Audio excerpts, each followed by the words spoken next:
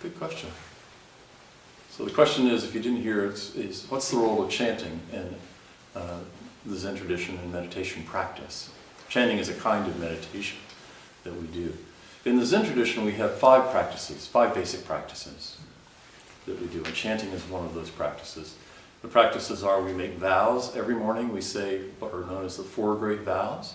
So it'll help clarify what it means to be a human being. We do prostrations, which help us gain some freedom from our ego, this very sticky ego that we have. We do chanting practice, we do meditation, sitting meditation practice, and then we also have, and this is unique to the Zen tradition, we have Kwan interviews. We work with stories that come out of the lineage of Zen, the history of Zen, which help us experience the mind before thinking. We call it don't know mind. So you might think of that as wisdom practice. So we have 5 practices. Chanting practice is an essential part of the Zen tradition. Chanting actually goes back to the time of the Buddha. There are very clear records that the Buddha and his community chanted together. And that has been sustained in most Buddhist traditions over many, many centuries. Chanting serves, like all of the practices, it serves a very specific function. Its function is to open the heart. And the name for that is compassion. So on the altar behind me, we have a rather elaborate gold statue. That's not a Buddha statue, it's actually a statue of the Bodhisattva of compassion. Bodhisattva of compassion, our tradition, her formal name is Kwan Se Bosa. Kwan means to perceive, Se means world, means sound. Bosa means bodhisattva. So this is the bodhisattva, literally, who perceives the sounds of the world.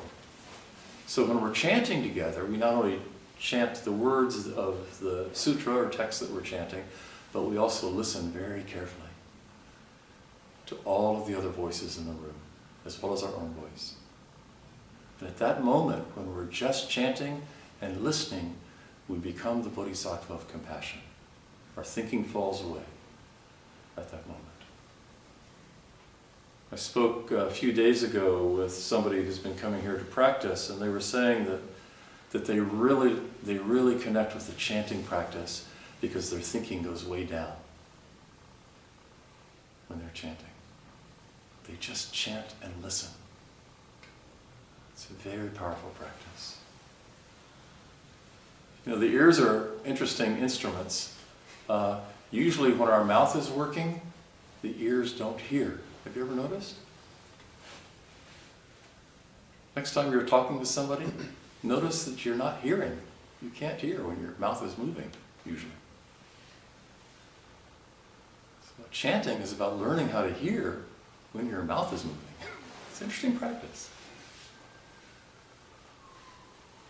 In Korean Buddhism, there's a saying, 20 years of chanting, 1 tear appears. 1 tear. That's the heart opening up. That's when you perceive the cries of the world, the suffering of the world. That's when you become a bodhisattva. So chanting is essential. Some people really like it. Some people think, oh man, that's really religious. I hate that. It doesn't matter. Just do it. Just try it. Just keep trying it over and over and over again. You know, all of us do things that actually we don't like very much. How many people really love to brush their teeth? Oh, yeah, one.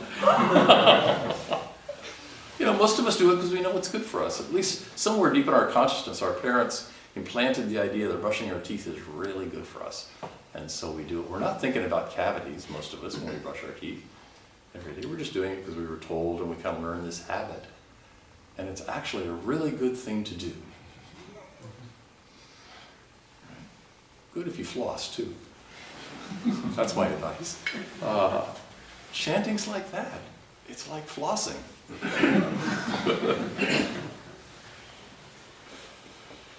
So, yeah, kind of continuation. Of course. So, does it go before, after, during?